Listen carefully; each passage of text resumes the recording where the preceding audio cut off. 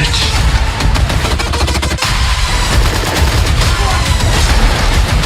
I'm gonna tear you apart. This is what it feels like. Hai sobat Honda Gadget, Rinan di sini. Terima kasih sudah klik video ini. Welcome back to my YouTube channel.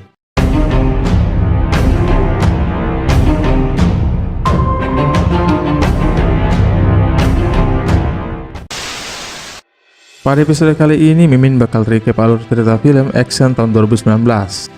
Terima kasih untuk sobat Honda Gadget yang sudah request film ini. Film ini kembali mengisahkan tentang Om John yang harus berhadapan dengan sindikat prostitusi Meksiko dalam misi balas dendam. Film garapan sutradara Adrian Greenberg ini dirilis 20 September 2019 oleh Lionsgate Entertainment dan diganjar dengan rating 6,1 dari 10 bintang berdasarkan situs IMDb. So guys, pastikan gadgetnya tidak kelobet dan ini dia alur cerita film Rambo.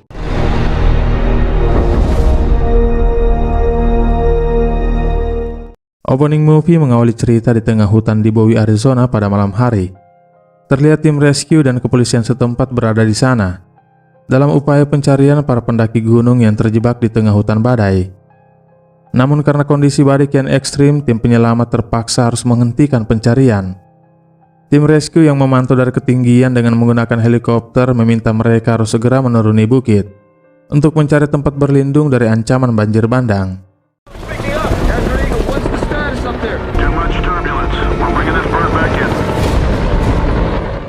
Namun saat tim rescue memutuskan untuk mundur, terlihat sosok pria berkuda tetap melanjutkan pencarian.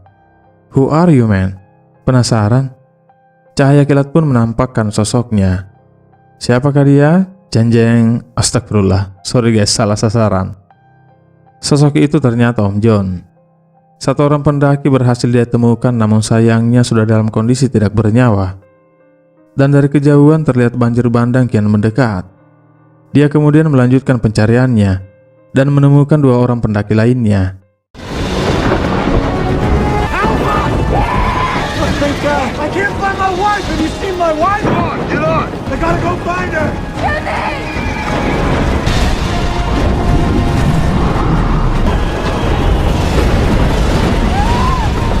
Come on down!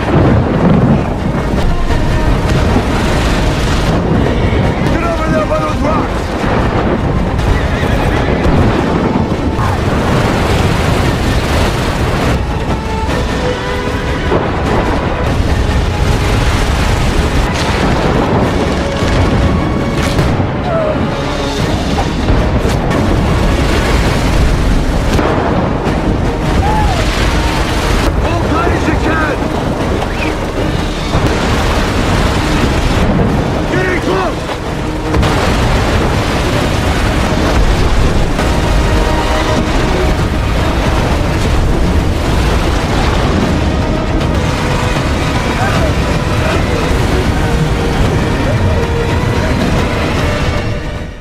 Mereka berdua akhirnya berhasil selamat karena aksi heroik Om John.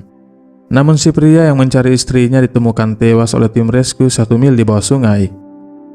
Scene kemudian berlanjut pada keesokan harinya di kediaman Om John. 11 tahun setelah peristiwa di Burma, Om John kini tinggal di Bowie, Arizona, mengelola peternakan kuda warisan keluarganya. Di sana dia diketahui tinggal bersama Maria Beltran, seorang pengurus rumah tangga yang sudah sejak lama mengurus rumah tangga keluarga Om John, yang sudah dia anggap sebagai keluarga sendiri. Si gadis manis dan cantik bernama Gabriela yang merupakan cucu Maria juga tinggal bersama mereka. Karena masa lalunya di medan pertempuran, di peternakannya Om John membuat terowongan rahasia bawah tanah yang dia jadikan sebagai markas dan juga sebagai tempat untuk menyalurkan hobinya, membuat senjata seperti panah, golok, dan lain sebagainya. Okay. Jeez. Do you want to go ride? Yeah, go put your boots on. Okay.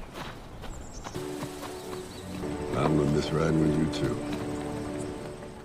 Singkat cerita, Gabriela memberitahunya bahwa temannya Giselle telah menemukan alamat tinggal ayahnya di Meksiko.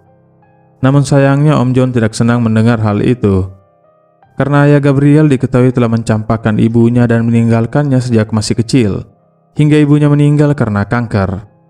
Gabriel ingin menemui ayahnya untuk mengetahui alasan sang ayah meninggalkan ibunya dan dirinya. There's nothing good out there, Gabrielle. Maybe he's changed. I know you want answers. Just wait a little while. You can't just protect me forever. I can't control what's out there. As long as I'm around, he's never gonna hurt you again.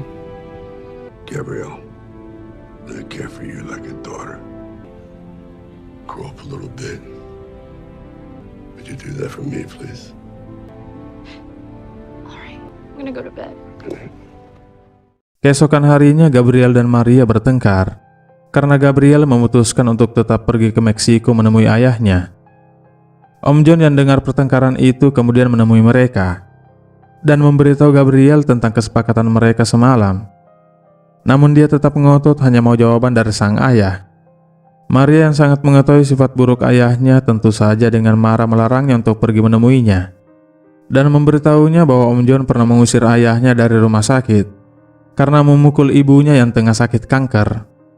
Dia tidak akan pernah jadi ayah yang baik untuknya. Gabriel lalu minta izin keluar untuk pergi menemui teman dekatnya, Antonio.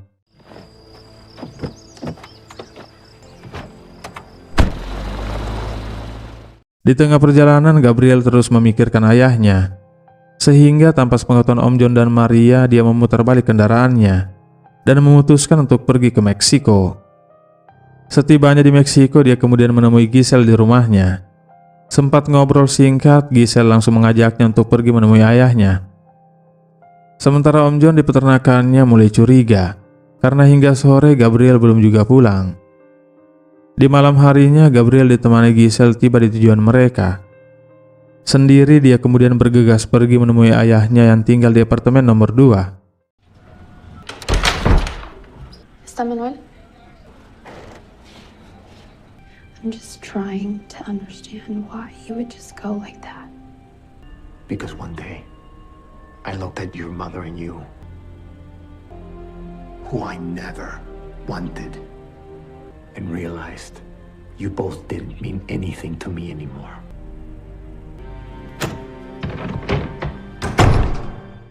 Sedih dengan kenyataan pahit mendengar jawaban sang ayah, dia memutuskan untuk pulang. Namun Giselle melarangnya karena sudah larut malam. Giselle yang akrab dengan dunia malam kemudian mengajaknya ke sebuah klub untuk sejenak menghilangkan kesedihannya. Di sana Gabriel kemudian dihampiri oleh seorang pria bernama Flaco. Mengajaknya ngobrol, lalu tanpa sepengetahuan Gabriel, Flaco melarutkan obat bius ke minumannya.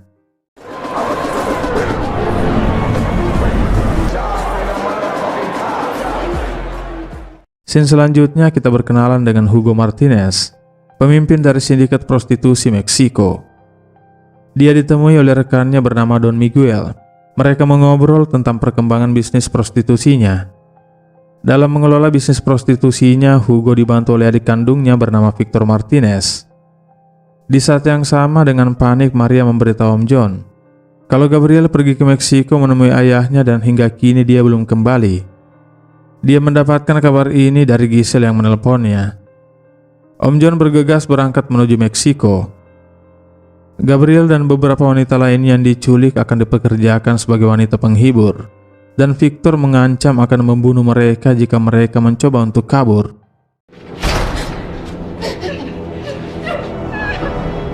Setibanya di Meksiko, Om John langsung pergi menemui ayah Gabriel dan menanyakan keberadaan Gabriel. Namun sayangnya ayahnya tidak mengetahuinya. Lanjut, dia kemudian menemui Giselle di rumahnya. Giselle memberitahunya mereka yang bersama-sama di klub malam terpisah di sana, dan dia sama sekali tidak mengetahui di mana Gabriel sekarang. Namun kebohongannya ketahuan saat Om John melihat gelang Gabriel di tangannya.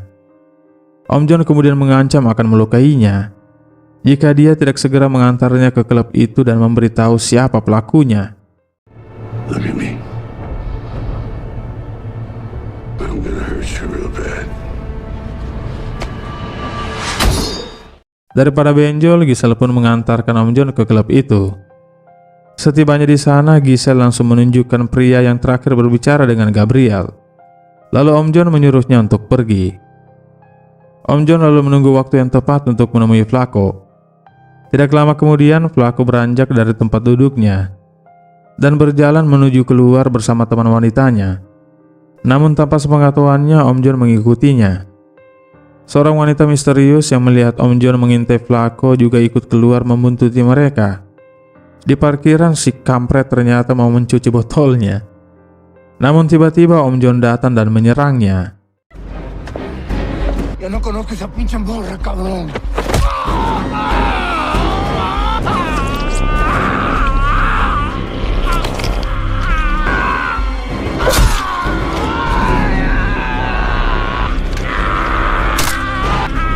¿Dónde está?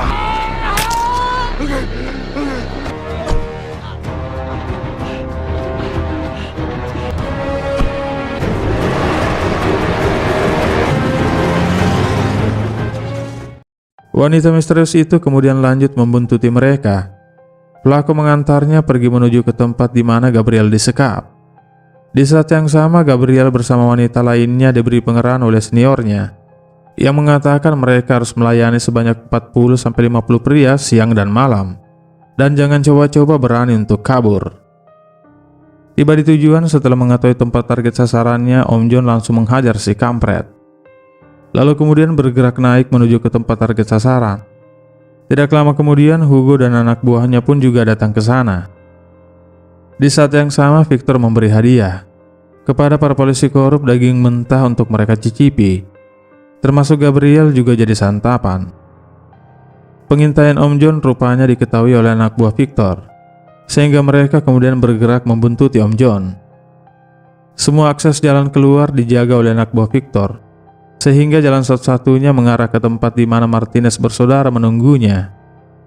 Dari kejauhan, wanita misterius itu juga berada di sana mengintai mereka. Bertemu dengan Martinez bersaudara, Om John digeledah, dompet dan senjatanya diambil. ¿Andas perdido, viejito? ¿Qué haces aquí? Pito. Arizona. Esta puta es de nuestro corral.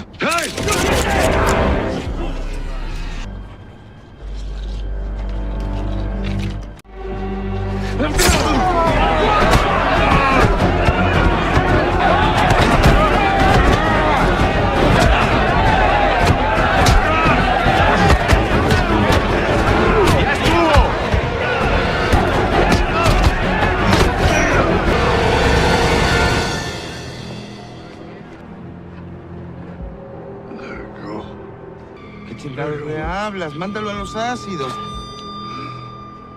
Let go. John Rambo. In my world, they're nothing. They're not people. They're just. These girls mean nothing to me or my customers. We would have just trained her, used her, and sold her. Que me lo como gano este hijo de la chingada y a su puta también.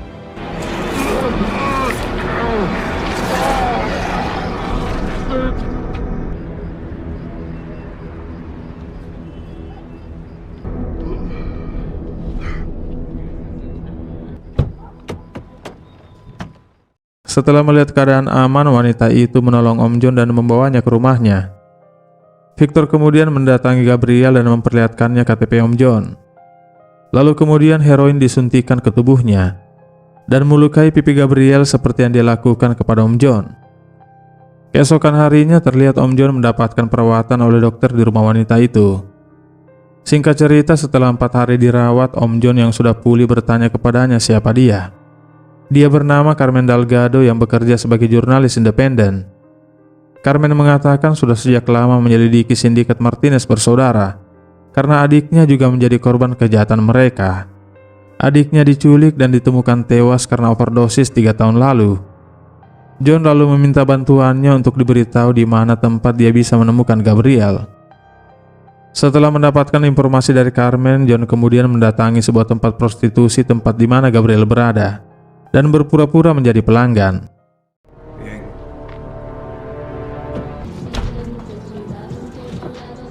Te va a gustar. Tenemos opciones, $20.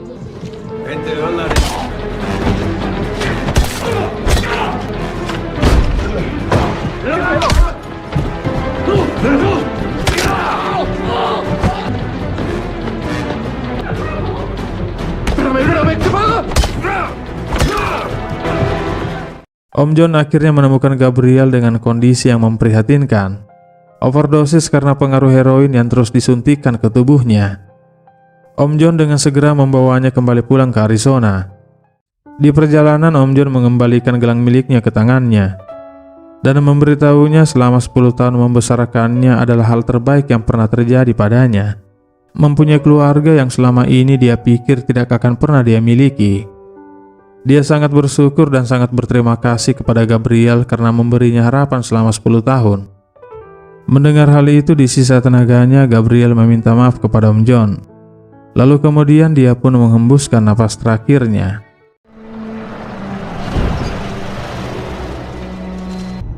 Gabriel?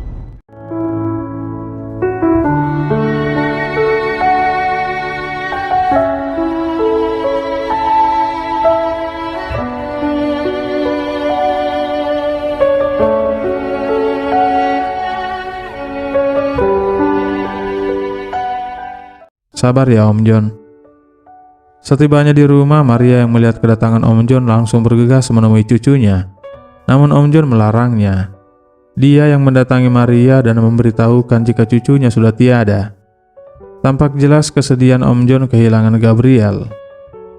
Setelah menguburkan Gabriel, Om John meminta Maria pergi meninggalkannya dan tinggal bersama saudarinya. Bukan maksud untuk mengusirnya, namun karena Om John memiliki rencananya sendiri untuk balas dendam dengan kejam menghabisi Martinez bersaudara. Dia pun langsung memulai rencananya. Merakit bom berdaya ledak tinggi, membuat parit dan menanam bomnya di situ. Memasang ranjau Claymore di terowongan, memasang jebakan-jebakan mematikan dari kayu, besi maupun minyak. Menyimpan beberapa senjata di berbagai titik. Mengasah goloknya dan juga anak panah busurnya. Dan yang terakhir kembali melatih dirinya, menggunakan busur panah agar tepat sasaran.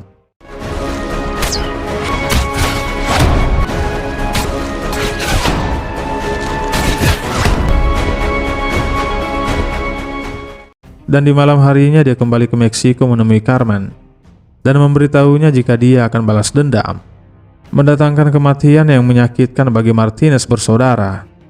Dan target pertama Om John mengincar Victor. Untuk itu dia meminta Carmen memberitahukannya alamat tempat tinggal Victor. Berbekal pengalaman tempur, terlatih di berbagai medan, serta kemampuan menghabisi musuh jarak dekat, Om John pun beraksi.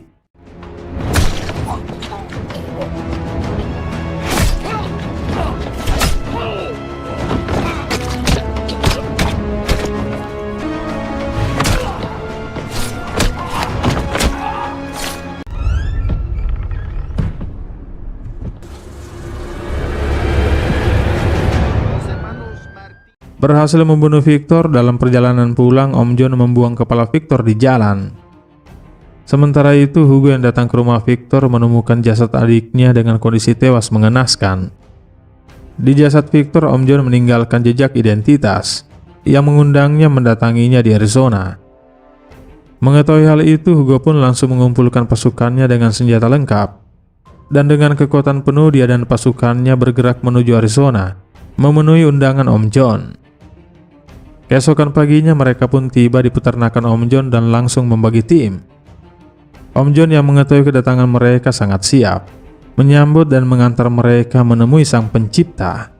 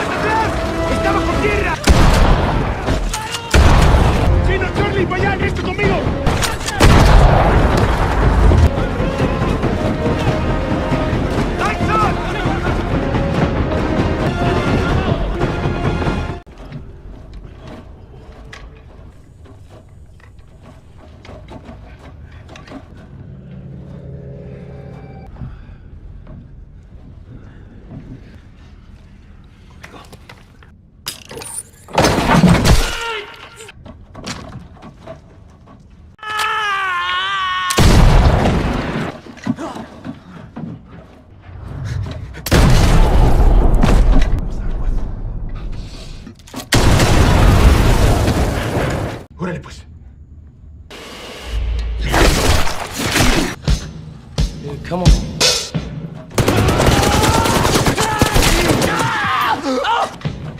Love my good.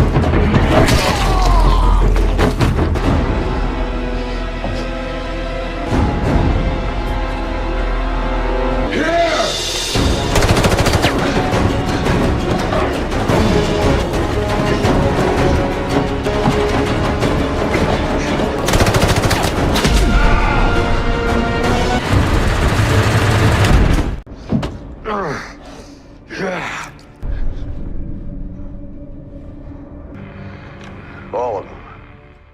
Om John dengan sengaja menyisakan Hugo sendirian dan memberitahunya bahwa dia akan merasakan amarah dan kebenciannya dengan mencabut jantungnya. Om John kemudian meledakkan terowongannya dan memandu Hugo dengan cahaya lampu agar Hugo bisa selamat keluar dari terowongan.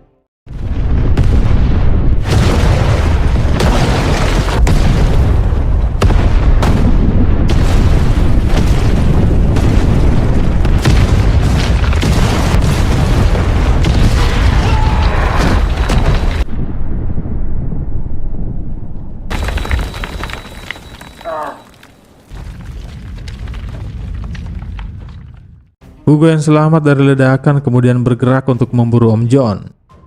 Namun tiba-tiba dengan cepat anak panah menancap di tubuhnya, bahu kiri, bahu kanan, dan kedua kakinya. Lalu Om John mendatanginya dengan memegang sangkurnya. Hugo yang terluka dan tak berdaya tampak jelas ketakutan di wajahnya. Lalu tanpa ampun dan belas kasihan Om John merobek dadanya dan membuat tutorial mencabut jantung.